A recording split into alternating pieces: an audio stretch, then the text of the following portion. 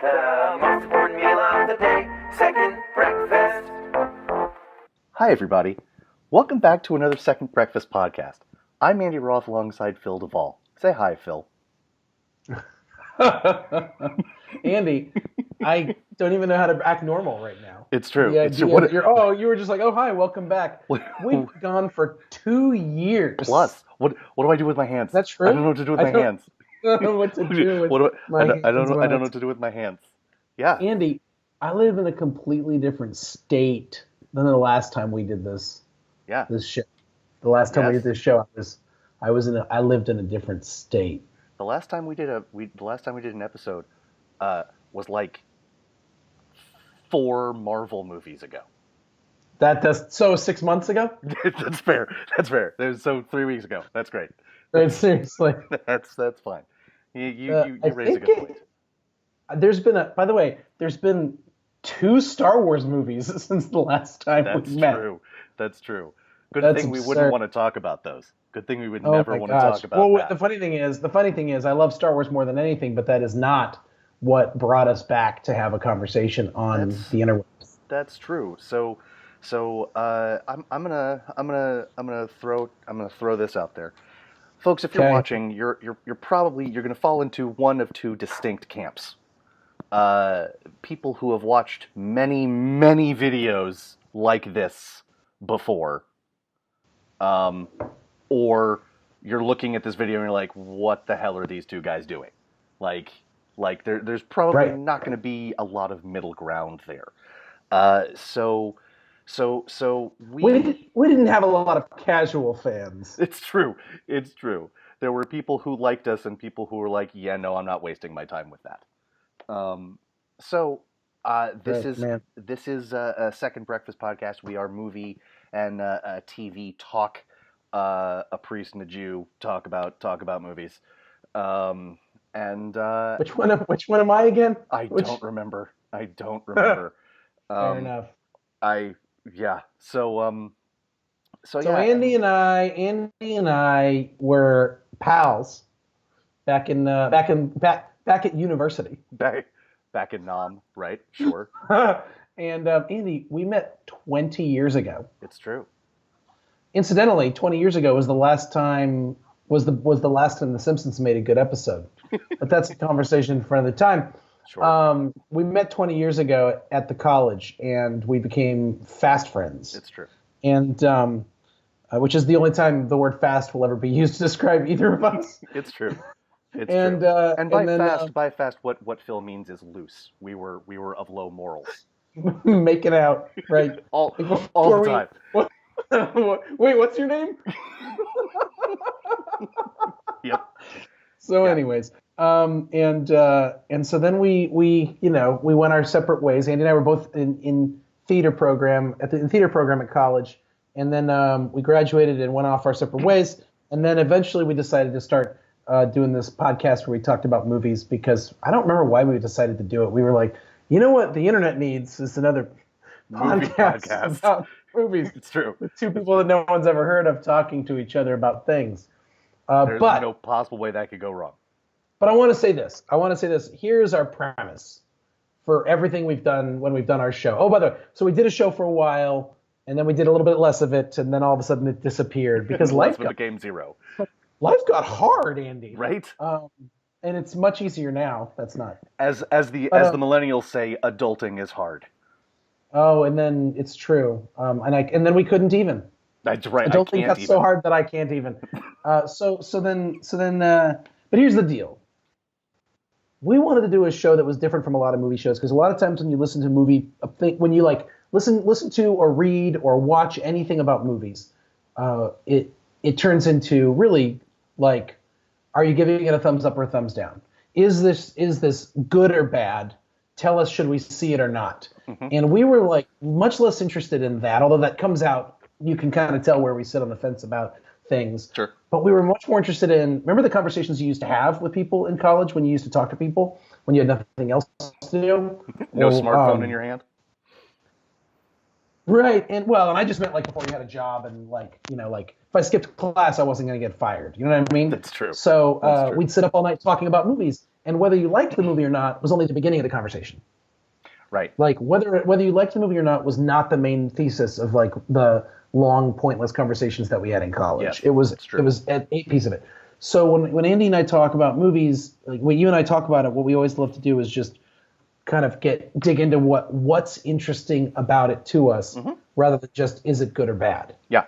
And so we thought we might bring this particular flavor of love to Game of Thrones as we go, and both of us for a second time leading up to this to the final season of the show in 2022 or something. I don't know. They say maybe. Right. I'm still hoping we get that far, but they're gonna wait till George R. R. Martin publishes the last book, so it'll be 2073. God, amazing! It'll all work out. So, I've seen all the episodes of Game of Thrones. Never read any of the books. Yes. Andy, you've seen how many episodes of Game of Thrones? I watched the first 3 seasons when they aired, and the first episode of season 4, and then stopped. Hey. I don't have an excuse. Okay. Adulting is hard, and I can't even.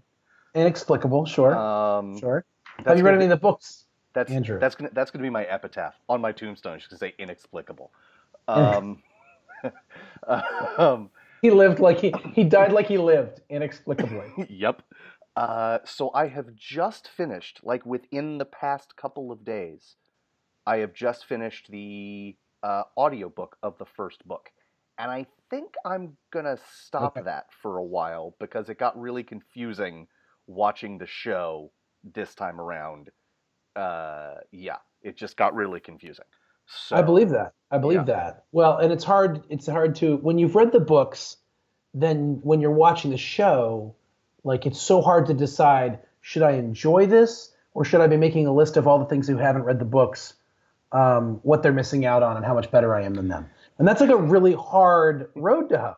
Yeah, it's tough feeling so superior all the time. I mean, do I enjoy myself thoroughly, or do although judging other people tastes delicious. Yeah, it's too. right. It's easy to enjoy myself feeling superior to other people. Gosh, you're right. That's true. But in all seriousness, that's never actually, and this is just another way I feel superior to other people. That's never actually been an issue for me. Like I've usually, there have been changes to books that have annoyed me when they have become film adaptations or TV adaptations. But I've generally been able to separate the two media, as it were. That's not to say. I mean, I reserve the right to be annoyed about something, but who knows? Like it could be something that the TV show does better than the books. Yeah.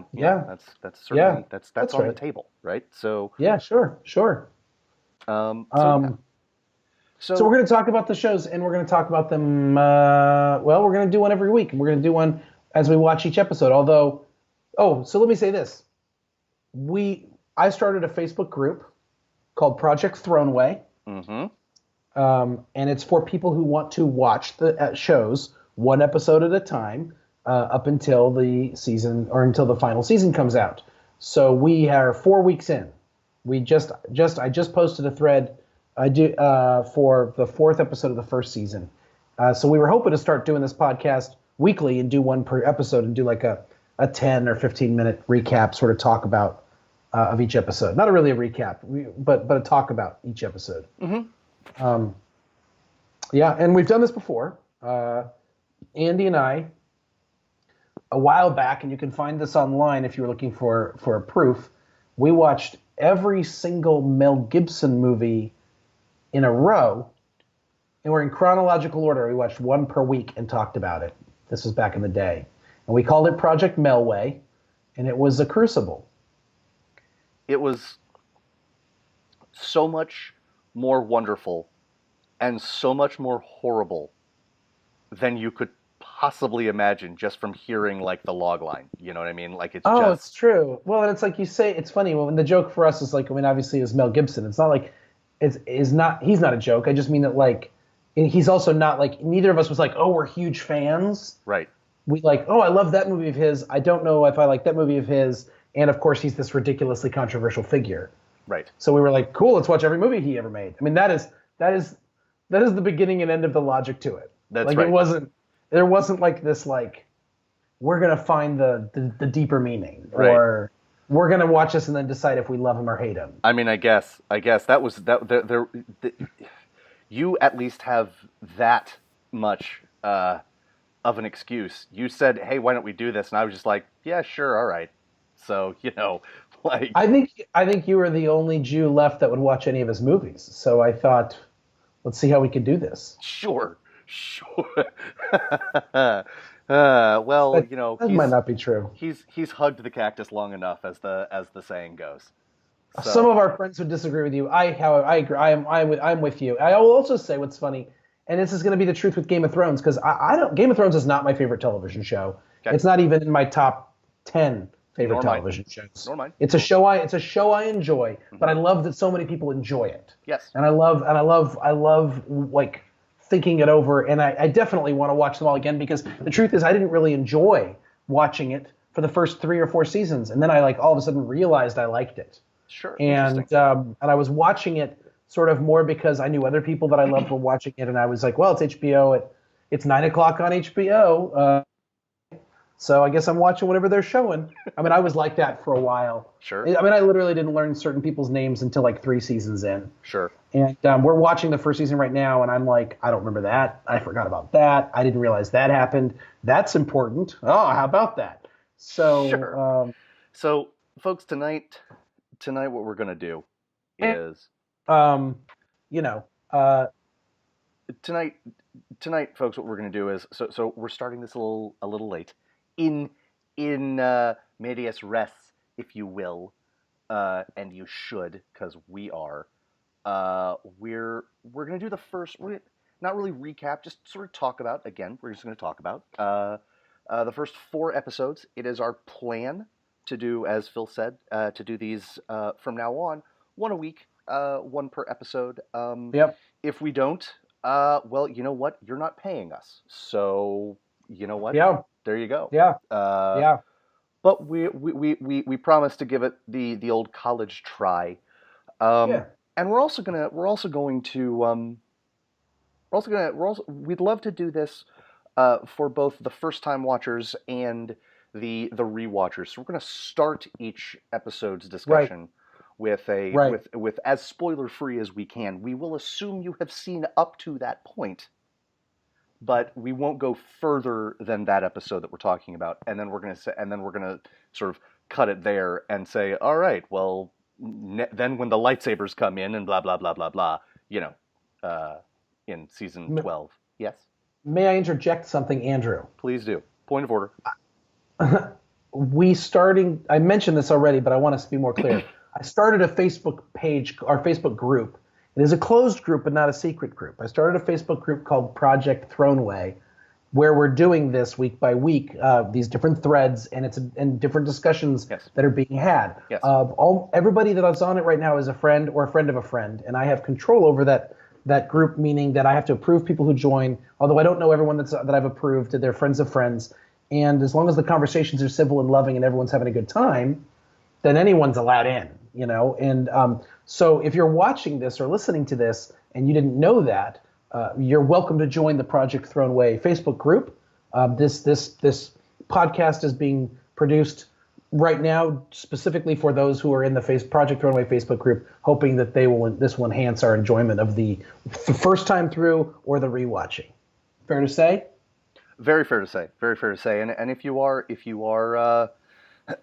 someone who would like to join Project Throneway, please join and come to, every week Phil posts 2 threads. One is for the first time watchers, one is for the rewatchers, and the only thing that I would add to what Phil has said, and he's already said it with keep the conversation civil and loving, don't be a dick. Like, just don't be a jerk in the Facebook group and start spoiling things in the first time through thread, because that's not cool. Right. And for those who don't think spoilers are a big deal, that is your prerogative. Other people do. Don't be a jerk. Right. Yeah. So I mean, here's the deal. I'm not going to be very nice about it in the group. No. If I sense for a second that people are not interested in playing ball, I'll just kick them out. I don't care. I don't. I'm nice enough in the rest of my life. I can be a jerk on this in this. prison justice.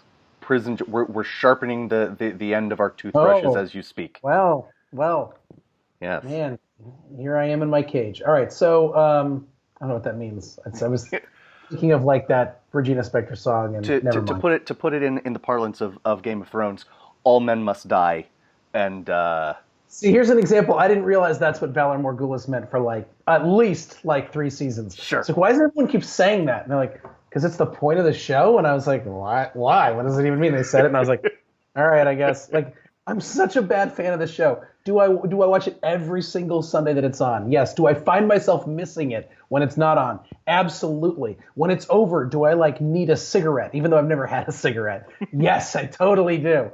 But like, but then when you're like, someone's like Valar Morghulis, I'm like, I don't know. Or someone's like, well, did you notice that Arya said this thing that she quoted this person from the first season who said this thing to this other person who was really Drogon? And I was like, what? Gesundheit?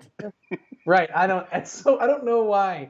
Like I don't know why I'm like, I don't know. I think it's that it's like a fantasy Dungeons and Dragons show, and Sure. there's a level of distance that I choose to keep from it even while I enjoy it. Well, I don't know. That's depressing. Okay. No, there's a level of superiority even though my favorite movie of all time is Lord of the Rings. So Sure. really, I Right. should just shut my face right now. So Phil, I want to start our conversation about these first 4 episodes with something that I would love your take on, because when I watched the show the first time through when it aired, I was blown away by the sets and like the setting and all of this stuff. And and you made the point in the Facebook group, or maybe it was just to me, that it was like that the seasons that are airing now, no spoilers, the seasons that are airing now, the ones that I have not watched, make these early episodes look like crap because they're putting a lot more money into it now. And I was like, that's crazy, because in my mind it was like Lord of the Rings, and as I'm rewatching it right now, it really is. It really is like it's like a BBC television show. It's like fairy tale theater with boobs. It's fairy tale theater with boobs. It's like I want Shelley Duvall to like pop out and say like, this is where Jon Snow learns that he knows nothing. You know, that stuff. Totally. No, I agree. It is not super well done in terms of, especially when you consider like the things that were coming before it as an HBO show, the shows that they were doing, and the production value. The production value on The Sopranos, the production value on 6 Feet Under, the production value on Deadwood, the production value on Luck, like all these different shows that either did well or didn't do well. They poured money into these things, and it was like you feel like they were going to put it up there in that space, but at the same time they were kind of hedging their bets. Is how it feels to me. Yeah, that's although fair. Maybe I'm wrong. I don't know. Well, that's fair, but I think of all the ones you mentioned, of all the shows that I can think of that HBO did before Game of Thrones, the only 2 that really stood out as like production value means something more than just like hiring a really, really good camera guy, like a director, DP, right? Sure. Is our Deadwood and Boardwalk Empire, right? Because yes, the Sopranos, Boardwalk Empire just was like right, because the Sopranos was shot in modern day, and there was no wire, special effects, exactly. The Wire. Exactly. It's a fair point. You've got squibs for people getting shot. That's a fair point. And that's it. But you could just tell that Boardwalk Empire was like super expensive, and I think they wanted Boardwalk Empire to be the next big thing, and then they're like, and if this Game of Thrones thing works out, great, and then it just totally went the other direction. Right. Where Boardwalk Empire, people like literally when I was naming shows for HBO, I forgot to say Boardwalk Empire, which I saw every episode of. But right. Yeah, and you're right. Girls doesn't cost a lot of money. Exactly. Yeah. Well said. It's a well. Yeah, you make a good point there, man. A little no fact there, you know what I mean? But yeah. Yeah, good idea there. It looks really bad. The show does not. I mean, it doesn't look bad, but it just definitely looks like I'm watching it and I'm like, I can't wait till you start being cool, because it's not yet. Now And that see? being said, I mean, it literally looks like Ned Stark is just like he's still wearing the same stuff he would have worn if Boromir had lived. Sure. If Boromir had lived in Lord of the Rings, and they just like brought him over, and they were like, "Here you are. Here's Ned Stark, same haircut, like Right. same face, Right, and okay. he's older now, so he's like chilled out, you know." But I mean, Robert Baratheon, who's the chubster from Full Monty, Yep. like he just looks like the chubster from Full Monty with a wig That's and true. a fake beard. That's true. Like I'm like, couldn't you have just paid him to grow the beard out? Like, could he not have grown the beard? Like, I don't. And I love that actor. He's great. Yeah. I liked him so much. I even watched him on that CBS show when he had a fake American accent and was hanging out with Jami Gertz. That's how much I like that. Wow. I know. Wow. Point of order. I'm pretty sure that's the first time Jami Gertz has ever been mentioned in one of our podcasts. Is that true? I think so. Well, if it's true, that's my bad. Because Jamie, I take full responsibility if I've never mentioned Jami Gertz before, because Jami Gertz, I had the feels for the Jami Gertz back in the 80s in a major way. That's beautiful. Oh, goodness gracious. Yeah, and like, Isn't she in the Lost Boys? yes. Oh, Jami Gertz. Well done. I want her back, like in the spotlight. Anyways, that's a whole other conversation. So yeah. Okay. Let's. Now people can understand what our show Right. and everything that's both good and bad about it.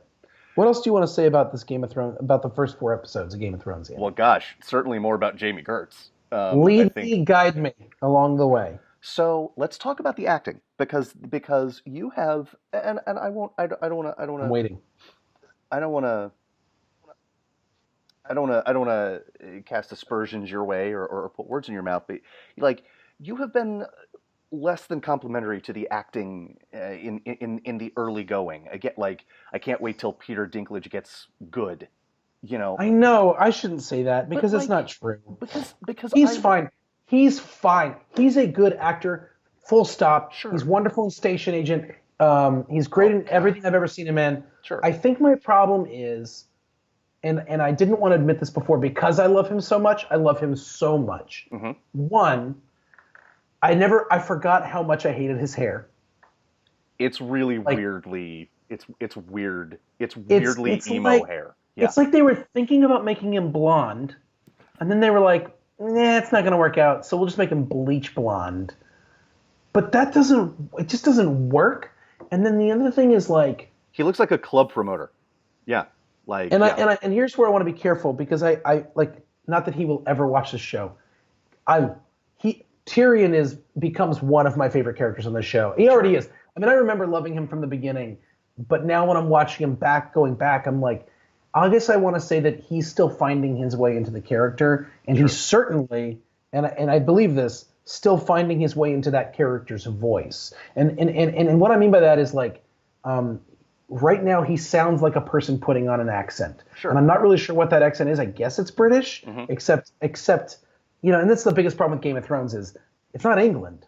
So and George R.R. Martin's American. So they have these accents, and I'm just like, what are they for? Like, what's the, like, I'd almost rather you just never, like, just didn't have them, but whatever, it's fine. So they have so I think, how do they get him to have an accent? Like, what accent did they tell him to have? Like, just say English? Like we did, remember when we were in Arcadia in college, Andy and I did this Tom Stoppard play, and they were just sort of like, be English. And we're like, hello. And, it's like, I don't know. So. And they gave me the weird accent for like my 7 lines. And they brought in an American to teach us how to do an American dialect coach to teach us how to do British accents. He was great. The guy, he was a lovely man. He was a lovely man. It's true. So.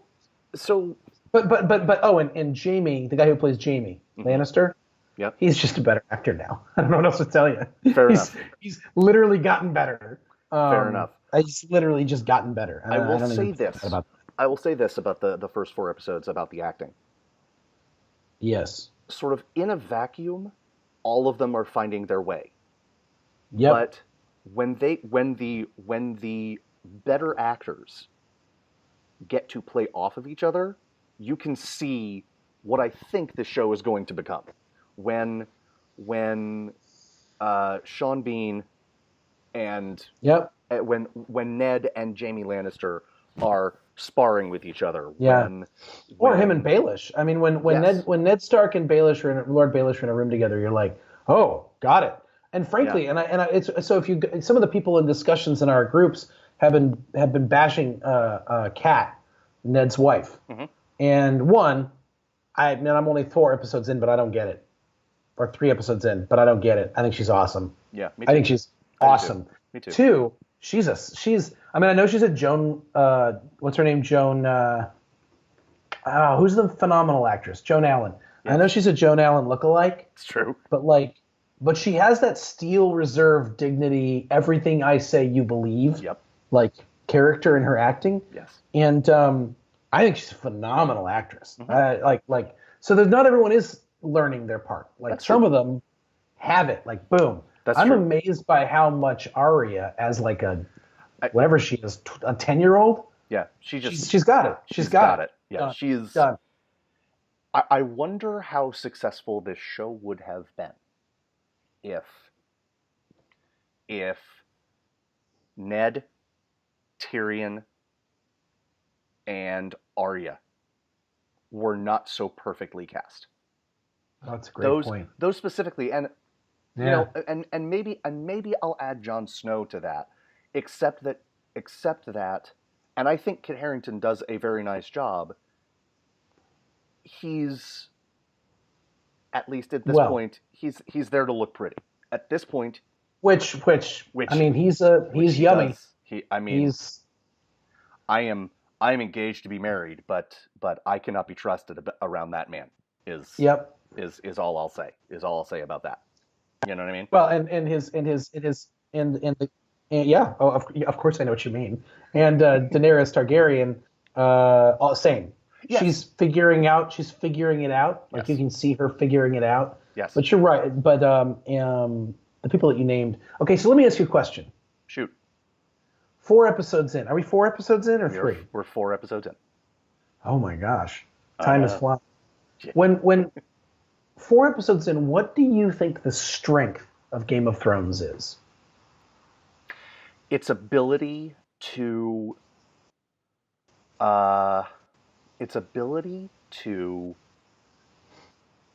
balance multiple storylines, even in the early stages when I shouldn't give a crap. Like I'm interested. Like there are no storylines where like when they switch from, you know, the Seven Kingdoms over to Vase Dothrak, and it's with Daenerys and Khal Drogo and her unbelievable jerk, and boy do I want to use a different word than jerk, of a brother. My goodness. Oh, he is. We try to keep this worst. podcast PG for people. You should know. We do. People we should. do. In my normal life, I am rated TV MA, and holy cow, do I want to say other things about Viserys Targaryen. Anyway, like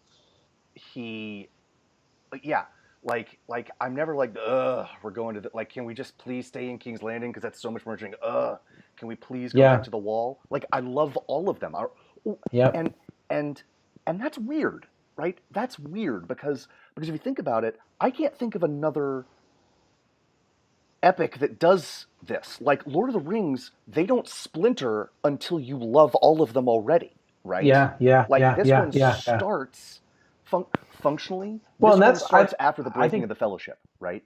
So I think that's actually been the hardest. Well, first of all, that was a good metaphor you just mixed. I appreciate it, or a good analogy. Thank you. That was a good analogy. I definitely think I'm not 100% sure I agree, but I like where you're going. I would say that the way that it's fractured, I mean, now, because I know it, now I can't unknow what I know. Sure. So now as I'm watching, I'm totally interested in every storyline. Mm-hmm. But, like, let me give you an example, right? So you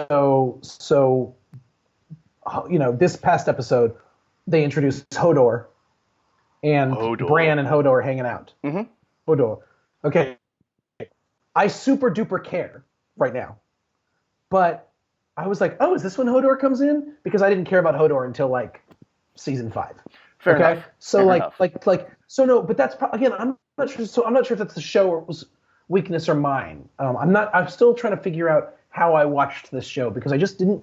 Again, I watched it and liked it without loving it for the longest time. So I'm trying to figure out if I love it now because my eyes are different or I don't know. I'm just trying to figure that out. Mm-hmm. For me, the biggest strength of the show, right this moment, well, it's twofold. One is I know now what I know, and it's cool to see that they have been setting things up from the very beginning. And they can do that because they're basing it on a book where most of the stuff had already been written. And so they could trust the guy who wrote it, and they knew that it was going somewhere, right? So, like, if you watched Lost, which was I loved watching Lost. I watched Lost. Oh, my gosh. Oh, Lost was so watchable. Even when it was nonsense, it was the most watchable nonsense you've ever seen. Oh, my rebuttal to that is season 3, which I skipped and have never felt the lack. I skipped most of season 3. I don't know. I mean, I'm not you judging might be right. you for watching it. I don't even. Here's the deal. This is the thing. I don't even remember what happens in season 3. I'm just telling you that while I was watching it, there was never. I don't even remember what you mean. Isn't that great? I mean, I literally have forgotten. Sure. I've had 3 children since then, and I don't remember anything. But what I do know is true. But they pushed all that out. But what I do know is there was never a time when I was watching Lost where I was like, gosh, I wish I was watching something else. I was always happy to be watching Lost when Lost was on. That's what I know for sure. Fair enough. Now, I think for me, the biggest strength of Game of Thrones is there was a moment in this episode, episode 4, and there's been a couple like this, but there are these moments, and one of them is the one I'm thinking of right now is Ned and Arya in the stairwell, where he comes upon her doing a balancing trick, yes, and practicing her balance, yes, and they have this really wonderful conversation, and the humanity, and then there's a conversation between and Cersei. And then there's this moment between like there's the moment when Tyrion shows up back at Winterfell and he like presents this thing to Bran with the horse. Is that they were able is the strength of the show is that it's able to tell it's able to portray humanity in this big fantasy world. It's able to operate on our level of the way people interact and thinking and all that stuff, and to do so in this fantasy world where, we haven't seen any fantastical things yet, actually, have we? Other than we just saw, no, even the kid had a dream about a raven with 3 eyes, but it's a dream. We literally haven't seen anything fantastical yet. Yes, that's true. So they're setting it up before they even get into anything fantastical. They're setting it up as a show where it could be our world, and it could be, and so they really focus on the humanity. So there's not a dragon flying across the sky. They talk about dragons having existed, but they talk about them like they're almost like they're fairy tales. Yes, and and we haven't seen people walk through fire, and we haven't seen like crazy stuff, and I'm not going to say any of the stuff. Right. And when someone dies, they die like someone died. Oh, I guess that's not true because we saw White Walkers in episode 1. But they talk about winter lasting 6 years. That's true. So I guess there have been things. But like the White Walkers at this point are just sort of like people with blue eyes. Everybody knows it's a fantasy. Right. And I guess all I'm saying is everybody knows that it's a fantasy, but right now they're focusing on the humanity. So by the time the fantasy kicks in, you're already invested in the humans. Right. We're not watching Gandalf square off against a Balrog. Like, that's not... Yeah, and I think for me, the thing that I had a hard time with the first time around was I really had a hard time with the fact that they had characters named Arya and Cersei and Neddard and Hodor and Daenerys and Aegon and Ugon and Bugon and Flubbaloo and Doobadoo and all that stuff. And I was just like, just tell the story, which is my snobbery. I mean, it's totally my modern day snobbery. I was like, don't do the Dungeons and Dragons. Just tell me the story. Sure. And it took me a while to get past that. Sure. So, what's your favorite thing so far, Andy? What's your favorite thing so far? So I have one. Look, this is everyone's answer. Even if you have a different answer, this is everyone's answer. It's Tyrion slapping Joffrey. It's like It's like warm. It's amazing how much. Oh, It's like warm. It's like warm cinnamon oatmeal on a winter morning. It's so full. It's so filling, and so satisfying. It is. It is just. It is. It is. It is so choice. If you have the means, I highly recommend picking one up. I will also say this, and this is more, please, sir. right, indeed. Like Jack Gleason, the kid who plays Joffrey, is by all accounts like the Just nicest. the loveliest, loveliest human. He is so lovely. He's like, I'm done. He like saves acting. He like rescues pets. Yeah, he from, wants to like, be a veterinarian. high kill shelters. Yeah, I was kidding, but like no, yeah. seriously, he wants to be. Is that real? He wants to like he. Yeah, he. Of course he does. Of course he does. I just want to give it all up and go save dogs. He's like, I'm done. I Of course just you want to do, hang out with my Joffrey. friends and but he has, as Joffrey, and I don't care that I am talking about a kid. He has the most punchable face of anyone Ever. ever. Oh, it's true. It's true. 100% true. I will also. This is a minor thing because it's not about the show. But I have, as I have stated, I've just finished the audiobook of the first book, which is the novel series is called A Song of Ice and Fire, and Game of Thrones is the name of the first book. Okay. Yeah. So, and the first book is basically the first season. Okay. The guy who reads it is this British actor named Roy Dotrice.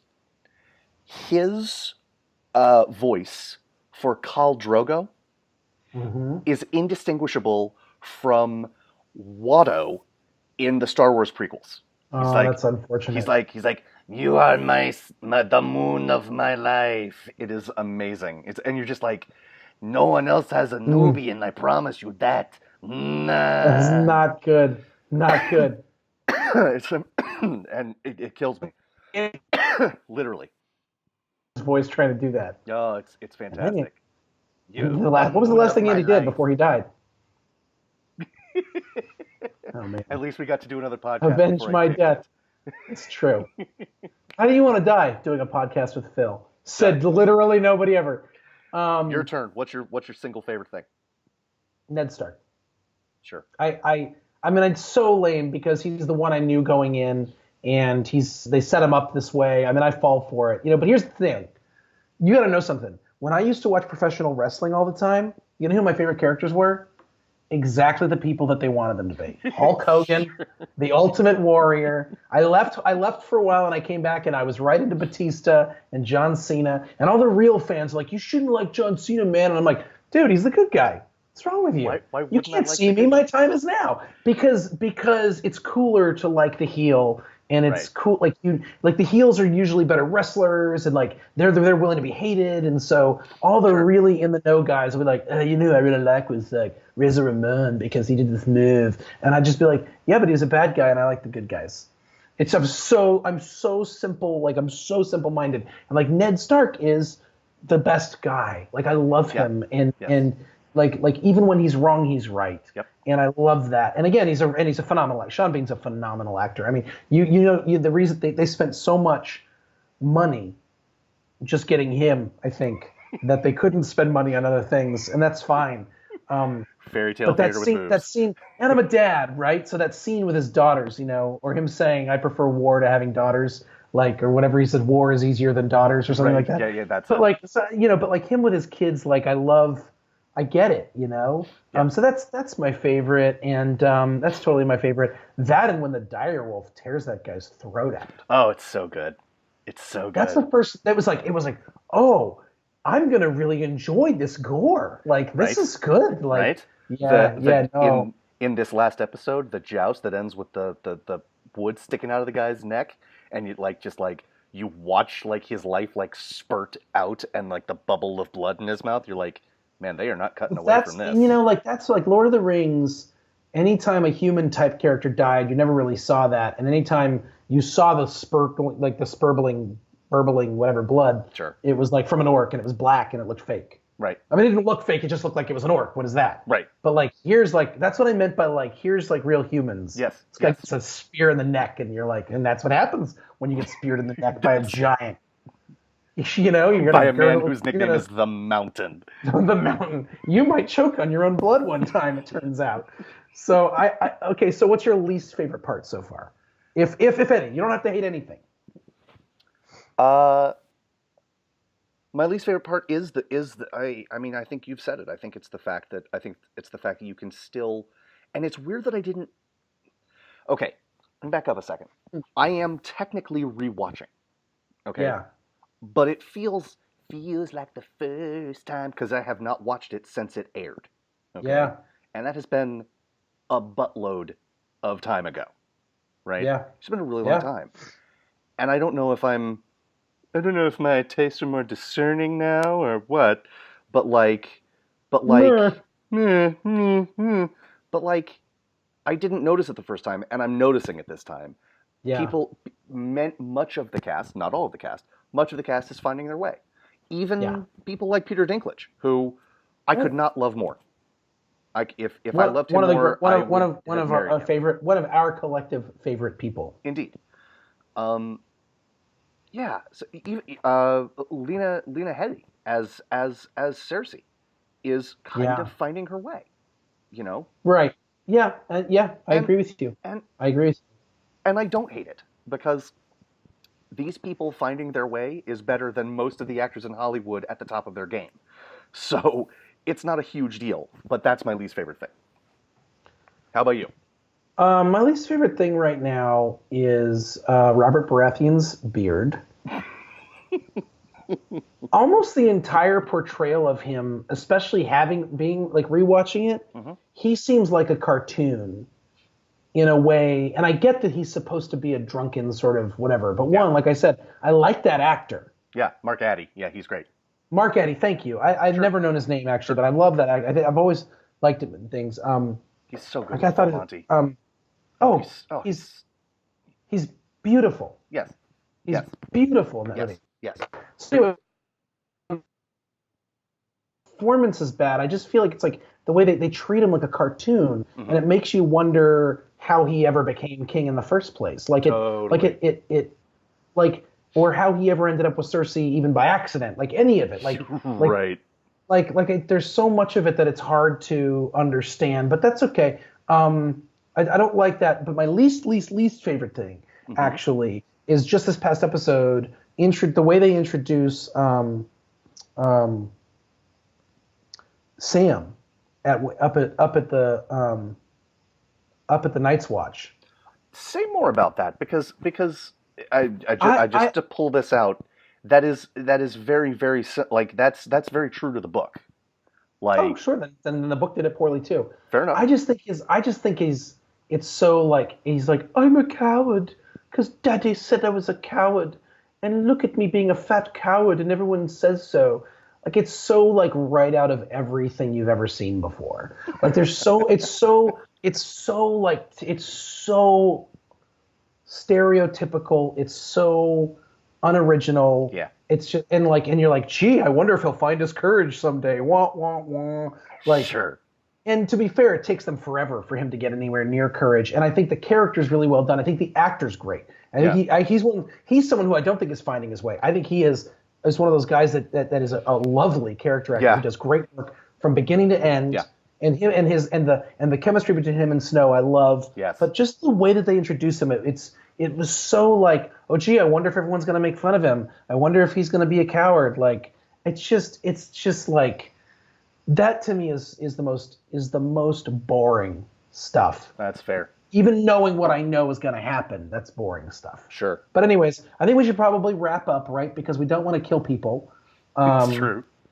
But we're gonna try to keep these to 15 minutes in the future. Yep. But we've and we haven't talked about nearly enough, and we've talked about too many things in the other direction, and that's sort of what it's like when you and I do a podcast. Yeah, because you know what, Jami Gertz, Jami Gertz. If I can't talk about Jami Gertz on my podcast, what are we even doing? I don't want a podcast. What are we doing here?